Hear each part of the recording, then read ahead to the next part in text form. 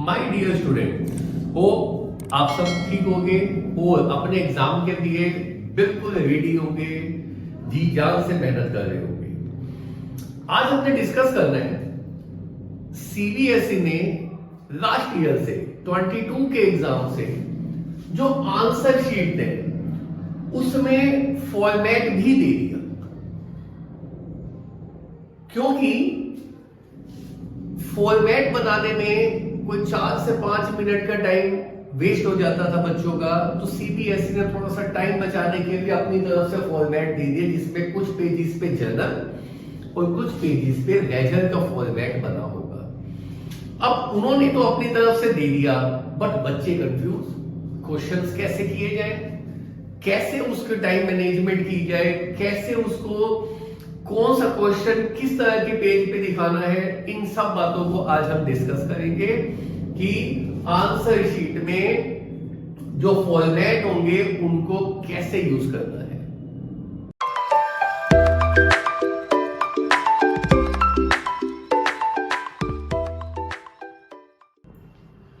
तो answer sheet में total 32 pages होंगे। जो सबसे पहले मेन बुक आपको आंसर बुक मिलती है उसमें 32 पेजेस होंगे। होगा क्या, 1 to 16 तक simple sheet, simple root sheet जो आपके पास होती है वो होगी, बट 17 से 24 तक जनरल का फॉर्मेट है। उसके बाद 25 से 32 पेज नंबर पे लेजर का फॉर्मेट है। मींस इनमें लगातार जनरल के फॉर्मेट, यहां पे लगातार लेजर के फॉर्मेट। बच्चे इतना कंफ्यूज थे लास्ट ईयर जब ये फर्स्ट टाइम आई थी, बच्चों ने यूज इसे 1 to 16 तक किया, उनको समझ ही नहीं आया कि सर ये लेजर और जनरल को कम एक साथ दे रखी है तो उनको कैसे यूज करें। तो आज मैं आपको बताऊंगा कि आपको इन शीट पे किस तरह के क्वेश्चन करने हैं, यहां पे कैसे और लेजर में।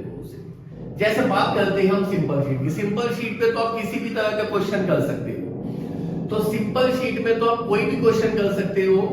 जनरल फॉर्मेट में, जनरल फॉर्मेट में आपको जो कंपनी है यानी शेयर्स और डिबेंचर, क्योंकि आपको याद होगा शेयर्स और डिबेंचर चैप्टर में सिर्फ जनरल एंट्री ही थी।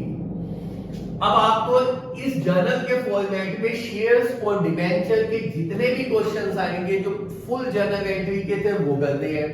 अब बच्चे कंफ्यूज होते हैं कि सर कई बार हमें वर्किंग भी करनी होती है, जैसे आपको याद होगा प्रोराटा, प्रोराटा के क्वेश्चन में कुछ वर्किंग नोट कंपलसरी होंगे, तो वो वर्किंग भी आप जर्नल के एंड में जर्नल के फॉर्मेट में ही कर सकते हो, कोई इशू नहीं है। ऐसा नहीं करना, जनरल आपने यहां कर दी और वर्किंग आप वहां पे जाके कर रहे हो, page number this and this पे जाके देखो, तो ऐसा नहीं करना आपको। जहां ये जनरल करनी है उसी के नीचे आपको वर्किंग करनी है, आप कर सकते हो।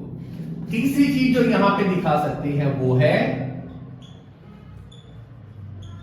डिसोल्यूशन। आपको याद होगा पार्टनरशिप फॉर्म के डिसोल्यूशन में 2 तरह के क्वेश्चंस होते थे, या तो लेजर अकाउंट या फिर सिर्फ जनरल एंट्रीज।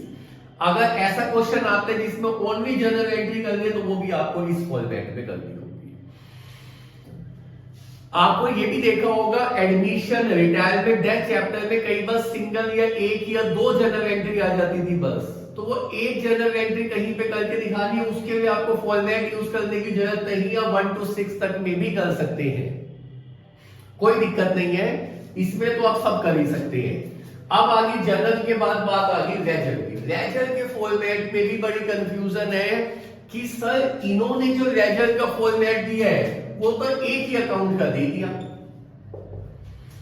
बट हमें तो पार्टनरशिप में पार्टनर्स कैपिटल अकाउंट भी बनाना पड़ता है, और पार्टनर्स कैपिटल अकाउंट हमने तो पूरे साल ये सीखा था कि पार्टनर्स कैपिटल अकाउंट तो इस तरह से एक ही साथ तीनों पार्टनर्स का कैपिटल अकाउंट बन जाएगा। तो ये यहां कैसे बनाए, अब रिवैल्यूएशन अकाउंट यहां बना देंगे, बैलेंस शीट भी यहां बना देंगे, तो कैपिटल अकाउंट के यहां बनाए, तो ऐसा आपको नहीं करना। आपको क्या करना है, वो जो एडमिशन रिटायरमेंट का कंप्लीट क्वेश्चन जिसमें कैपिटल अकाउंट बनाना होगा, आपको वो सिंपल शीट 1 to 16 तक में ही दिखाना है, आपको वो लेजर के साथ दिखाने की जरूरत नहीं है। तो लेजर में आप कौन कौन से तरह के क्वेश्चंस कर सकती हो वो मैं आपको बता देता हूं। तो लेजर फॉर्मेट के अंदर जहां सिंपल एक ही लेजर अकाउंट बनाना होगा वो आएगा। जैसे याद होगा profit and loss application account, simple profit and loss application account बनाने तो आप लेजर के फॉर्मेट पे बना सकते हो, साथ साथ वर्किंग भी कर सकते हो। डेथ ऑफ ए पार्टनर में डिसीड पार्टनर का कैपिटल अकाउंट बनाना आता है, मैक्सिमम टाइम यही क्वेश्चन आता है, वो भी आप बना सकते हो।